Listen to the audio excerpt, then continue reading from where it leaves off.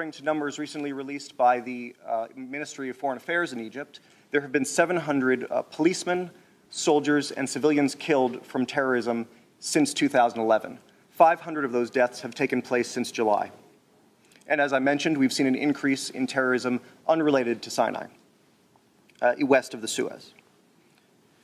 So what has caused this instability to increase? I will argue that there are 4 factors from 2011 and the early years of the uprising that have led to the problems in Sinai today. First, in the early days of the Egyptian uprising, as they did throughout the country, the security forces melted away in Sinai, providing an environment for instability and lawlessness. Second, around that same time, we saw that there were jailbreaks throughout the country, and reportedly many hardened Salafi Jihadists left prison or escaped prison and returned to the Sinai to train and for safe haven.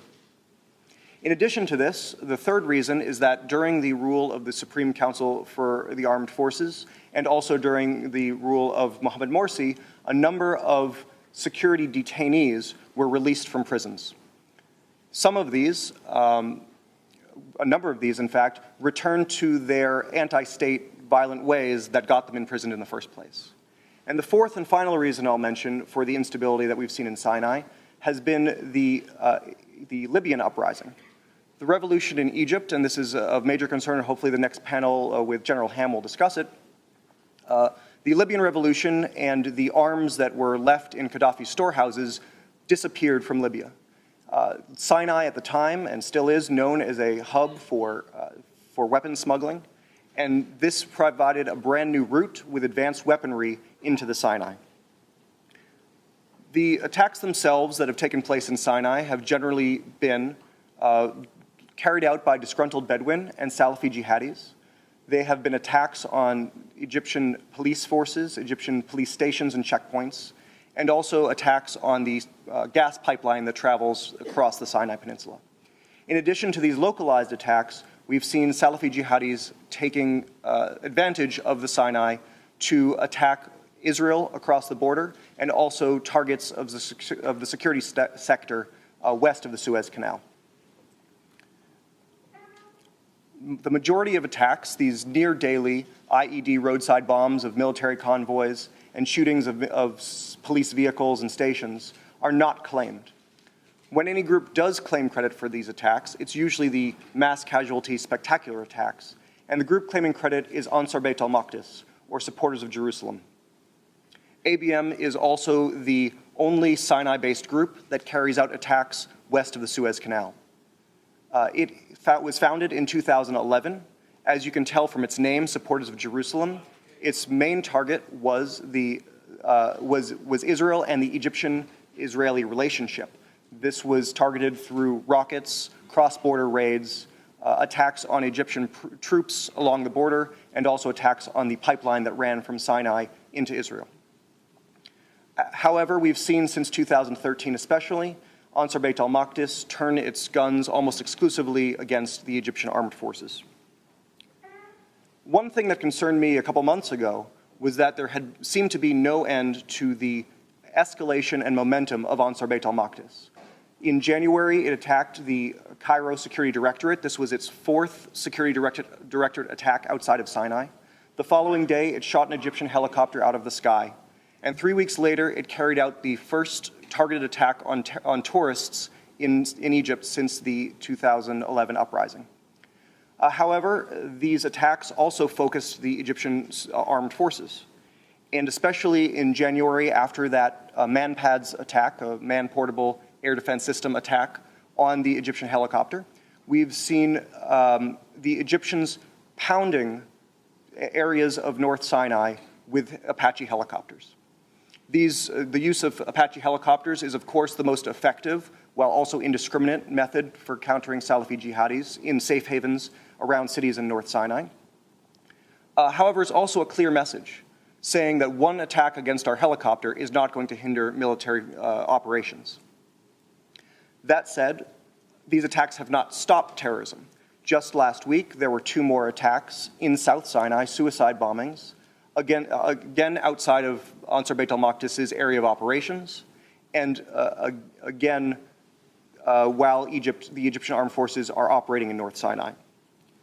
However, they have certainly the military operations have certainly slowed the pace. As I said, during the winter, there were regular monthly attacks, if not every couple weeks, outside of Egypt. This attack last week, or these two attacks last week, were the first claimed attack by Ansar Bait al-Maqdis in 2.5 months. Similarly, we've seen joint operations between the Egyptian armed forces and the police. There was a raid in March outside of Cairo, which seems, for the time being, to have sapped the strength of Ansar Bait al-Maqdis outside of the peninsula. However, one concern I have is that these types of brute force intimidation roundups in the Sinai, these burning down of huts that are taking place, are only a short-term measure to create security and stability immediately, but they will perpetuate the grievances of the Sinai population and the tensions between Sinai and the state. This is similar to the roundups and arrests we saw in the 2000s after the bombings in Taba and Sharm el-Sheikh and Dahab. That Sinai was generally quiet after the police attacks, but then in the 2011 uprising, it burst open again. A few things I should also mention about Ansar Bait al-Maqdis is that efforts have been made by the Egyptian government to tie it to the leadership of the Muslim Brotherhood, but they have provided no proof of this.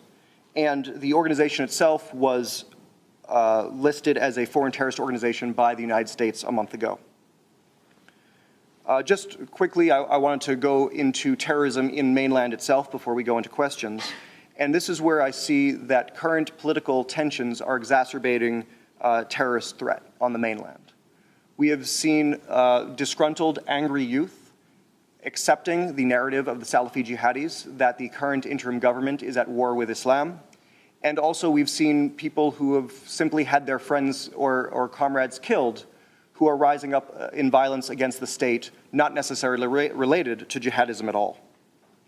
The Egyptian government has taken a number of steps in terms of the strategic U.S.-Egyptian relationship with which the U.S. government has been sees as counterproductive.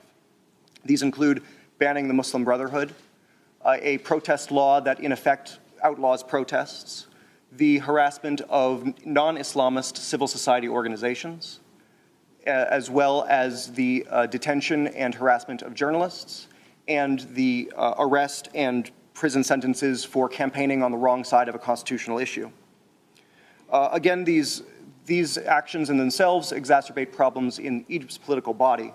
Of course, violence can never be justified or condoned, and those who are acting violent and violent actors and actions should be countered with full force of police rigorous work. However, it was almost inevitable that a crackdown on peaceful dissent and opposition would lead to more violence. And at the same time, these actions are causing problems in the Egyptian-U.S. relationship. As I mentioned, the Egyptians do need help in countering violence and terrorism in the mainland. However, to this point, the U.S. government and Congress are concerned that by providing the types of tools that can help counter groups like Molotov, who use Facebook and the internet to put down police addresses and target police for assassination and harassment, that these tools can also be used to target online political discussions. By expanding Egypt's war on terror to a war on political dissent, in a way, Egypt has lost the support of the United States in countering its terrorist threat.